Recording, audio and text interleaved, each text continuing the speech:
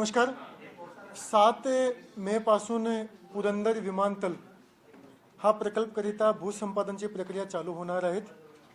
याच्याबद्दलची प्रक्रिया जी आहे ते बऱ्यापैकी संपलेली आहे. आता शेवटचा जे टप्पा आहे लोकांच्या सोबत करारनामे करणे, शेतकऱ्यासोबत आणि पैशाचं वाटप करणे, हा प्रक्रिया 7 मे पासून चालू करणार आहोत.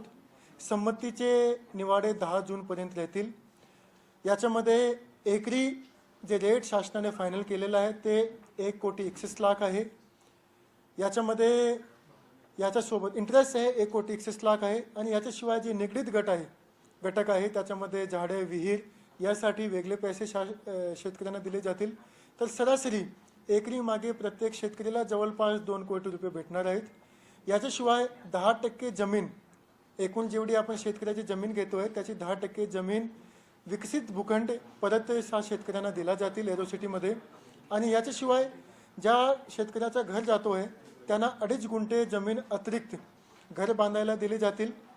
जे शेतकरी त्या ठिकाणी भूमिहीन होते हैं त्यांना 750 दिवसाच्या पैसे वेगळे दिले जातील.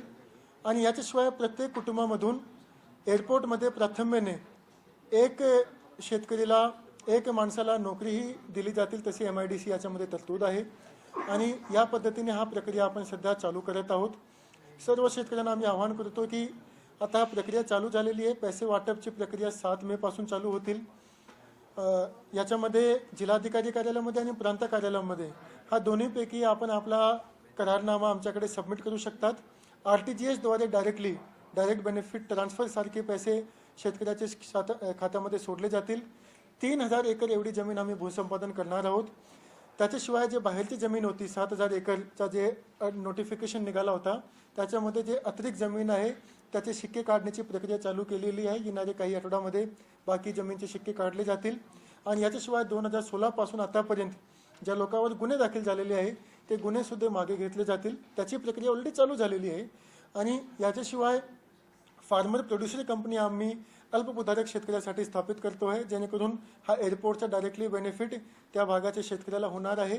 आणि महिला बचत गटाकरिता एअरपोर्टच्या आत गाला उपलब्ध करून दिला जातील, जेणेकरून जे महिला बचत गटद्वारे तयार केलेले जे हँडीक्राफ्ट आहे, जे प्रोडक्ट्स आहे ते एअरपोर्टच्या आत विकता येणार. या पद्धतीचा एकंदरीत पॅकेज आहे. त्याची डिटेल माहिती आम्ही सांगितलेली आहे.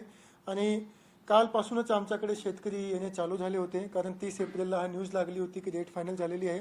तर काल एक दिवशीमध्ये आम्हाला 433 एकर एवढी जमीनचे करारनामे आमच्याकडे शेतकरी सबमिट करून गेलेले आहेत. 3000 पैकी 1500 एकरचा भूसंपादन झाला की इमिडिएटली राज्य शासनाद्वारे एअरपोर्टसाठी टेंडर काढला जातील आणि पुढची प्रक्रिया चालू होतील. आणि अपेक्षा असा आहे की ऑक्टोबर-नोव्हेंबर दरम्यान प्रत्यक्ष एअरपोर्टचं काम पुण्यामध्ये चालू होतील. आणि याच्यामुळे पुण्यामध्ये IT इंडस्ट्री आणि GCC इंडस्ट्री याला खूप मोठ्या प्रमाणावर एक संधी मिळणार आहे. आणि त्याचा फायदा मात्र पुण्याला नसून पूर्ण पश्चिम महाराष्ट्राला आणि संपूर्ण महाराष्ट्राला याचा फायदा होतो.